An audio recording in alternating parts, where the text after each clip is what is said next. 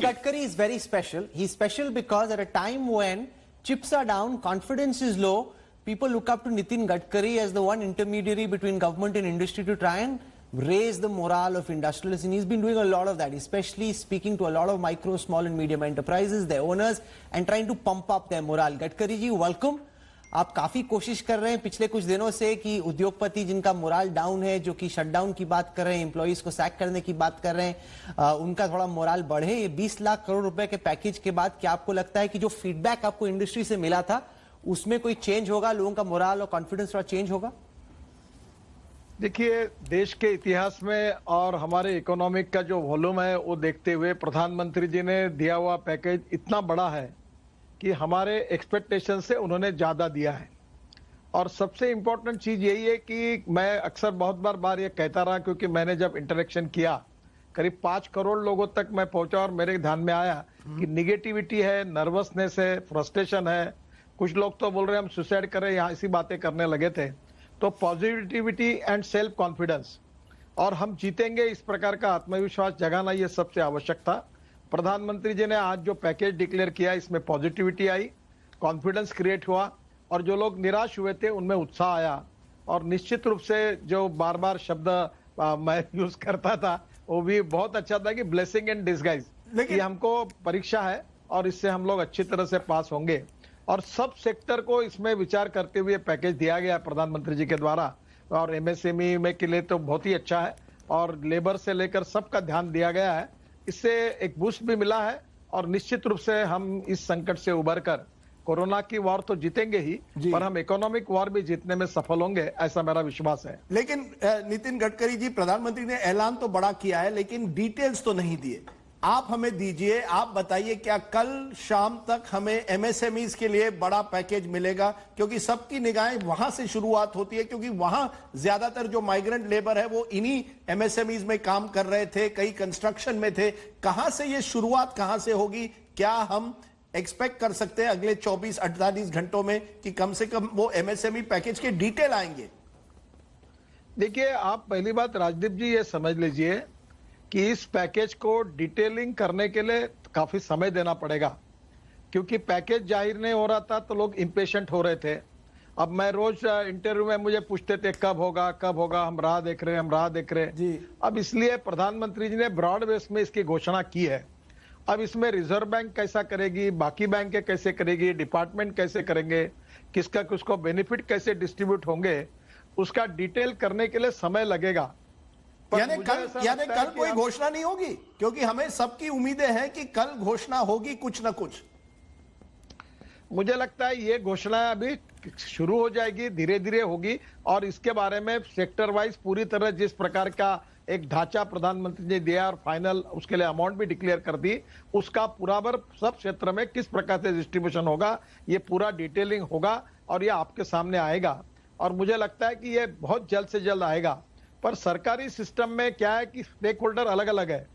कुछ reserve bank का role में इंपॉर्टेंट है, कुछ बैंकों का रोल इंपॉर्टेंट है, कुछ जगह मिनिस्ट्री का रोल इंपॉर्टेंट है, कुछ जगह पर हमारे कुछ इश्यूज को स्टेट गवर्नमेंट से रिलेटेड है, विशेष एस्पेक्ट्स है। तो इन सब को बारे में डिटेलिंग करने के लिए कोऑर्डिनेशन भी करना पड़ेगा और उनके साथ कम्युनिकेशन करके फिर इंप्लीमेंटेशन की स्ट्रेटेजी निश्चित करनी होगी। तो ये जल्दी ही आपको मिलेगा, इतना मैं कह सकता हूँ। अब पैकेज आ गया और अब जब प्रधानमंत्री जी की और भारत सरकार की क्रेडिबिलिटी है कि उन्होंने हमने सब हमारी सबकी है और हमने जब कहा कि अब 20 लाख करोड़ का है तो निश्चित रूप से आपको आखिरी में इसकी टोटल करने के बाद 20 लाख से ज्यादा ही होगी, कम नहीं होगी। इतना विश्वास सबने रखना चाहिए, ऐसा मुझे लगता है। गडकरी जी, जितना आप समझते हैं कि इकोनॉमी में कैश कैसे सर्कुलेट करता है, इन्वेस्टमेंट के डिसीजन कैसे लिए जाते हैं, बहुत कम लोग गवर्नमेंट में समझते हैं। आपने अनाउंसमेंट्स अब आप करोगे लैंड रिफॉर्म को लेकर, लेबर रिफॉर्म को लेकर, मैन्युफैक्चरिंग को लेकर, और इसमें लाजमी तौर पे अगर साधारण तौर पे जब इकोनॉमी ग्रो कर रही है और लोग पॉजिटिव हैं और ऑप्टिमिस्टिक हैं, एक्स्ट्रा इन्वेस्टमेंट हो सकता था। पर ऐसे टाइम पे जब वैसे ही एक्सेस कैपेसिटी है, रिस्क एपेटाइट डाउन है, आप कैसे इंश्योर करोगे कि जो आपने labour reform, land reform, manufacturing में नॉर्म्स को आपने ईज किया, उससे इन्वेस्टमेंट इंक्रीज हो? क्योंकि लोग अगर सोचे कि मैं टेंशन, मुझे यही नहीं पता कि मेरा बिजनेस चलेगा नहीं चलेगा, वो फ्रेश इन्वेस्टमेंट के बारे में सोचेगा कि नहीं सोचेगा इंडस्ट्रियलिस्ट? देखिए, सबसे इंपॉर्टेंट चीज है कि आज मार्केट में लिक्विडिटी बढ़नी चाहिए। जब तक लिक्विडिटी नहीं बढ़ेगी तब तक इकोनॉमी का जो चक्र है वो एक्सेलरेट नहीं होगा। और लिक्विडिटी बढ़ाने के लिए सबसे इंपॉर्टेंट है कि जो इंफ्रास्ट्रक्चर है, रोड कंस्ट्रक्शन है, रेलवे है, एयरपोर्ट्स है, शिपिंग है, पोर्ट्स है, पावर है, इस सेक्टर में भी बड़ी इन्वेस्टमेंट लानी पड़ेगी। दूसरी इंपॉर्टेंट बात जो है कि लिक्विडिटी आने के बाद परचेसिंग पावर बढ़ेगी, और परचेसिंग पावर बढ़ाने से ग्रोथ रेट भी बढ़ेगा, पर कैपिटल इनकम बढ़ेगा, जीडीपी बढ़ेगा, और अगर जीडीपी बढ़ेगा तो इन्वेस्टमेंट भी आएगी, फॉरेन इन्वेस्टमेंट भी आएंगी। और ये सब आने के बाद उसका परिणाम होगा कि हमारा एक्सपोर्ट बढ़ेगा, इंपोर्ट कम होगा। और आपको मैं, राहुल जी, शायद उस दिन मैंने आपको जवाब दिया था कि अभी हमने हमारे देश का एक्सपोर्ट क्या हो रहा है 3 साल में हुआ, और 3 साल में इंपोर्ट क्या हुआ, इसके 2 किताब हम प्रकाशित कर रहे हैं। और जैसे मैंने उदाहरण बताया कि सैनिटाइजर अब सरप्लस हो गया देश में। प्रधानमंत्री जी पीपीई किट का उल्लेख किया, वो पीपीई किट हमारे अब दुनिया को दे सकते, इतना हमारा प्रोडक्शन हो गया।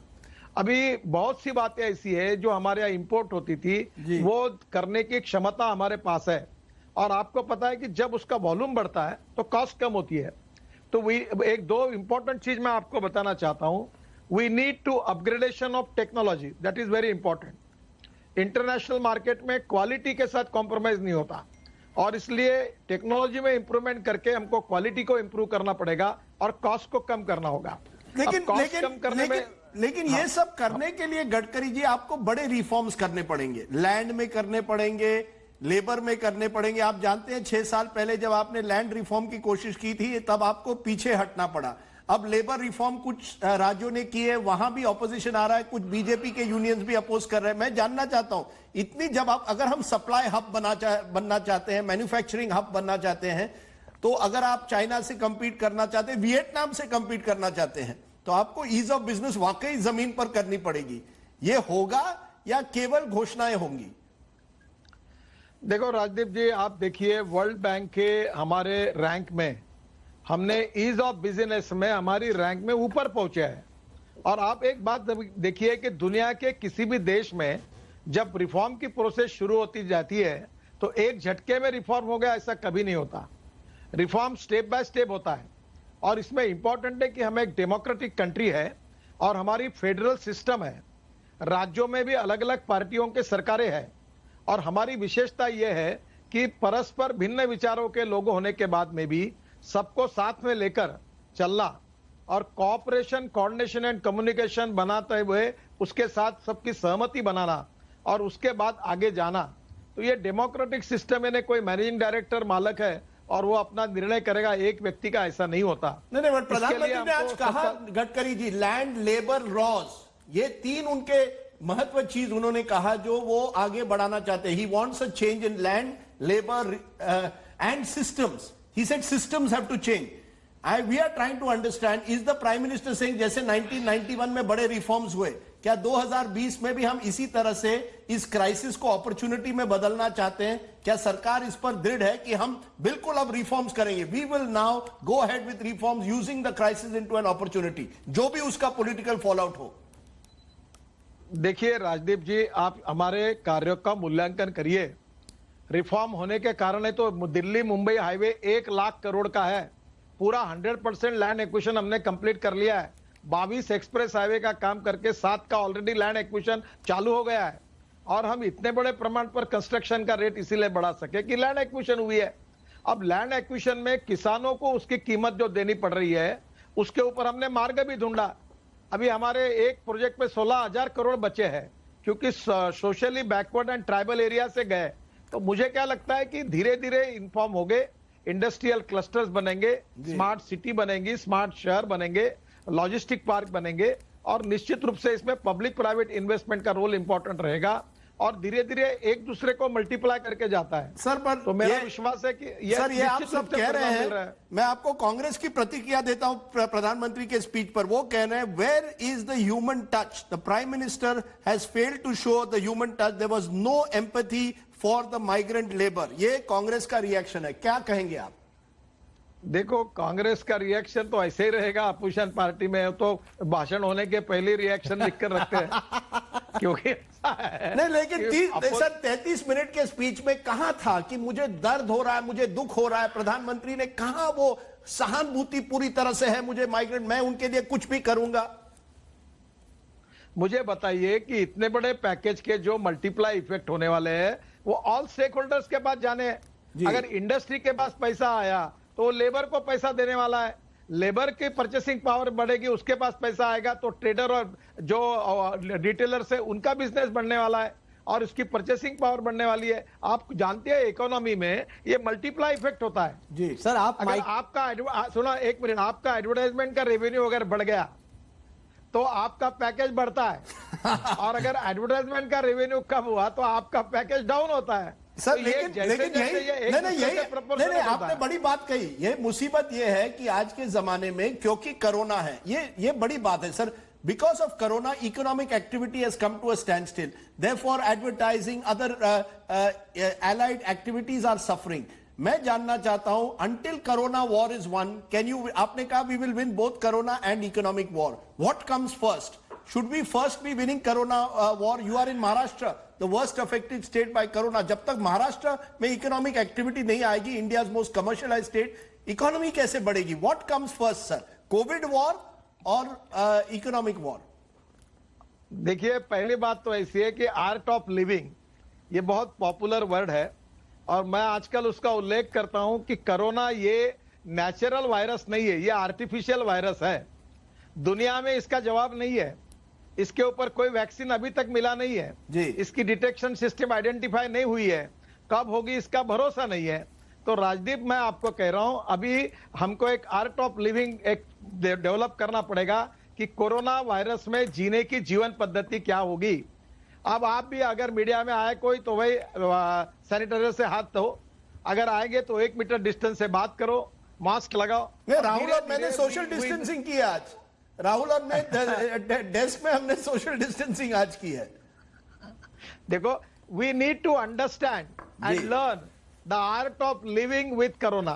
That is the message and there is no option. Sir मेरे कुछ सवाल हैं आपसे, प्रॉब्लम है कुछ समय इसमें। हाँ, पूछिए। Specifically about the package. एक, आप माइक्रो स्मॉल मीडियम एंटरप्राइजेस चला रहे हैं, सीआईआई का स्टडी आया कि 30% of these companies can shut down. तमाम उद्योगपति कह रहे हैं कि आपको वेजेस को बैकस्टॉप करना चाहिए और जो पेमेंट्स हैं, इंटरेस्ट पेमेंट हो, प्रिंसिपल रीपेमेंट हो, उस पे जो मॉरेटोरियम उसको बढ़ाना चाहिए, 3 महीने से बढ़ा के कम से कम साल चाहिए, उससे पहले उनको लगता नहीं इकोनॉमी रिवाइव करेगी। क्या जो इंप्लॉइज हैं उनको सैक ना किया जाए, उसके लिए सरकार इनकम सपोर्ट प्रोवाइड करेगी ताकि जो तनख्वाह है जो कंपनीज कह रही है कि हम नहीं पे कर पा रहे, वो सरकार की तरफ से पे हो, जो कि अमेरिका में और कुछ और देशों में हुआ है? देखिए, अमेरिका ने 2 ट्रिलियन का पैकेज जाहिर किया, जापान ने उनके टोटल जीडीपी के 12% का ये जाहिर किया है। अब हिंदुस्तान में भी अपने जीडीपी का 10% दिया है। पर राहुल, जापान की इकोनॉमी और यूएसए की इकोनॉमी और इंडियन इकोनॉमी में कितना अंतर है? बेशक। और ऐसे स्थिति में हमारे प्रधानमंत्री जी ने हमारी पॉपुलेशन, हमारा इनकम, एक टोटली हमारी सभी प्रकार की मर्यादा को देखते हुए खजीना खोल दिया है देश के लिए। और ये जो लोग, मैं इतना ही कहूंगा कि अभी जल्दबाजी मत करिए, हम किसी को बंद नहीं होने देंगे, हम सब स्टेक होल्डर को साथ में लेकर चलेंगे और जो फिसलेगा उसको संभाल लेंगे। और हम जैसे आज प्रॉब्लम में कौन नहीं है? राज्य सरकार के पास अगले महीना तनख्वाह देने के लिए पैसे नहीं है, भारत सरकार का रेवेन्यू ड्रॉप हुआ है, बैंकिंग सिस्टम बहुत स्ट्रेस में चल रही है, चैलेंजेस है। मुझे बताइए, आज हमारी एमएसएमई बहुत तकलीफ में है, लेबर लोग माइग्रेंट हो रहे हैं, everyone is in problem. Now this is the time कि we need to cooperate, coordination and communication between the all stakeholders, और सबको साथ लेकर आगे चलना होगा। और प्रधानमंत्री ने जो बूस्टर डोज दिया है, निश्चित रूप से हम आगे चलेंगे, इतना आगे जाएंगे कि कोरोना की भी लड़ाई जीतेंगे और इकोनॉमिक वॉर में भी हम आगे पहुंचेंगे, ऐसा मेरा विश्वास। सर, प्रधानमंत्री का की फोकस था निर्भरता। निर्भरता मतलब सेल्फ रिलायंस। सेल्फ रिलायंस के लिए आपको मैन्युफैक्चरिंग को इंडिया में इंश्योर करना पड़ेगा। मैन्युफैक्चरिंग इंश्योर करने का एक तरीका है कि इंपोर्ट्स पे आप एक्साइज ड्यूटी बढ़ाएं। क्या सरकार इस बारे में सोच रही है ताकि जो भारत में प्रोडक्ट्स इंपोर्ट होते हैं उनको डोमेस्टिक मार्केट में अनवायलेबल कर दिया जाए और इसलिए उस पर एक्साइज ड्यूटी बढ़ाई जाए? क्या इसके बारे में आप सोच रहे हैं सर? देखो, आपको एक बात बताता हूं, आपको कुछ दिन पहले अगरबत्ती और चमचे बांबू से बनते थे, 4000 करोड़ का इंपोर्ट बांबू के चीजों का चाइना से था। मैं पीयूष जी के पीछे लगा, प्रधानमंत्री के पास गया और हमने उसके ऊपर ड्यूटी बढ़ाई। अगरबत्ती वाले मेरे ऊपर बहुत नाराज हुए, बहुत मुझे गले इंडस्ट्री डाउन हो गई, ये होगा, मेरा नथिंग डूइंग। मैंने मजाक में कहा कि हिंदुस्तान में क्या चमचों की भी कमी है कि वो भी हम इंपोर्ट करें? और आज आपको बताता हूं पूरे इंडस्ट्री ने उसको बनाना शुरू किया, कोई प्रॉब्लम नहीं। बीच में हमने स्पेशल प्लेन से 1.5 करोड़ पीपीई किट्स लाई थी, आज हम लोगों को दे सकते हैं, ये क्षमता हमने बढ़ाई है। मुझे लगता है सैनिटाइजर को एक्सपोर्ट करने की परमिशन दी जा रही है, अनेक लोगों ने सैनिटाइजर बनाया, 400 रुपए लीटर भाव आ गया, 1200 रुपए लीटर का। वेंटिलेटर हमारे पास नहीं थे, हमारे यहाँ स्टार्टअप ने इतने अच्छे वेंटिलेटर के अलग अलग प्रकार के सोल्यूशन दिए, महिंद्रा एंड महिंद्रा जैसे लोग वेंटिलेटर बनाने के लिए आगे आए। इस देश में क्षमता है, काबिलियत है, पोटेंशियल है और टेक्नोलॉजी भी है, और इसके बाद इंटेलिजेंट भी लोग हैं। आवश्यकता है उनको अवसर देने का, और आवश्यकता है, मैं बहुत बार कहता हूं कि there are some people who convert problems into opportunities and there are some people who convert opportunity into the problem. Modi ji ने ऐसा अवसर दिया है कि हम जो समस्या है, जो संकट है, उसका आपत्ति जो है उसका इष्टापत्ति में रूपांतर करके हम आगे दौड़ने लगेंगे, इतना अच्छा परिणाम इसका आएगा। आखिरी में गडकरी जी बताएं कि आपने बयान दिया कि चाइना से जो मैन्युफैक्चरिंग निकल रही है उसको इंडिया में लाना चाहिए। उसके बाद मैंने पढ़ा इकोनॉमिस्ट में, बाकी जगह पे रिपोर्ट्स आई कि जब इंडस्ट्रियलिस्ट से पूछा गया, कंपनियों से पूछा गया क्या आप वाकई में चाइना से शिफ्ट कर, तो बहुत कम ने कहा हाँ, और जो कंपनियां शिफ्ट भी कर रही थी वो इंडोनेशिया, वियतनाम, बांग्लादेश, इस तरह के देशों में जाना पसंद कर रहे थे। अब तक वो इंडिया में नहीं आ रहे थे। वो लोग कहेंगे कि हम तो ये जो आप बोल रहे हो आज, ये तो हम बहुत सालों से सुन रहे हैं, क्या बदलेगा? जो आप चाइना से इन्वेस्टमेंट खींचने की बात करते हो, मैन्युफैक्चरिंग को यहां लाने की बात करते हो, वो कैसे होगा? और क्या सेल्फ रिलायंस में और मैन्युफैक्चरिंग को बाहर से इंडिया में लाने में क्या कोई विरोधाभास है बिटवीन द टू आइडियाज? बिल्कुल नहीं है। अब देखो, हमारी ऑटोमोबाइल इंडस्ट्री 4.5 लाख करोड़ रुपए की है, सबसे ज्यादा एम्प्लॉयमेंट देने वाली है। वर्ल्ड के सबसे बेस्ट ब्रांड मर्सिडीज से लेकर बीएमडब्ल्यू से लेकर होंडा, हुंडई, टोयोटा तक सब हिंदुस्तान में मैन्युफैक्चरिंग करने लगे, और अभी स्क्रैपिंग पॉलिसी भी आ जाएगी। और मैं आपको बताता हूं 5 साल के अंदर हिंदुस्तान ऑटोमोबाइल मैन्युफैक्चरिंग का हब बनेगा। देखिए, मैं आपको बताता हूं आज हमारे देश में काफी संभावना है, और आज बहुत सी बातों में हम आगे जा रहे हैं। तो ये आप जो बोल रहे हैं कि मैं थोड़ा सा समय लगेगा, पॉजिटिविटी एंड सेल्फ कॉन्फिडेंस ये बहुत इंपॉर्टेंट है। और मैं बहुत बार कहता हूं कि you can donate but you can not donate vision, the appropriate vision for development, और उसके साथ जो सपोर्ट चाहिए, जो भारत सरकार ने और प्रधानमंत्री जी ने दिया है, उसमें हमारी इंडस्ट्री आगे जाएगी। देखो, अड़चने कभी समाप्त नहीं होती, आगे जाते जाते छोटी बड़ी अड़चने आती रहेगी, पर जो आज एक बूस्टर डोज प्रधानमंत्री जी ने हमारे इकोनॉमी को दिया है, उसके कारण अब हम अनेक माइलों तक कांस्टेंट दौड़ते रहेंगे, और उससे हिंदुस्तान की ग्रोथ और इकोनॉमी बढ़ेगी, और उसके परिणाम निकलेंगे। धीरे धीरे काफी बातें और डिटेलिंग होगी, और निश्चित रूप से सबका समाधान होगा।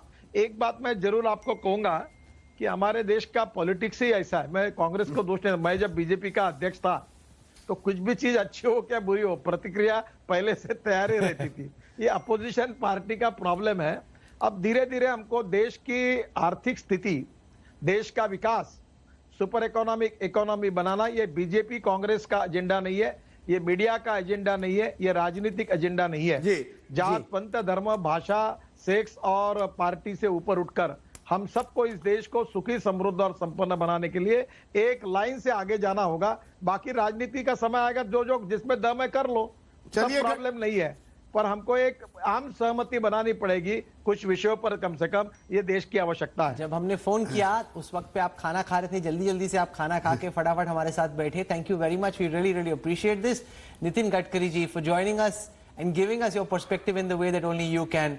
Thank you. Really appreciate your time tonight. Thank you. Thank you. Namaskar.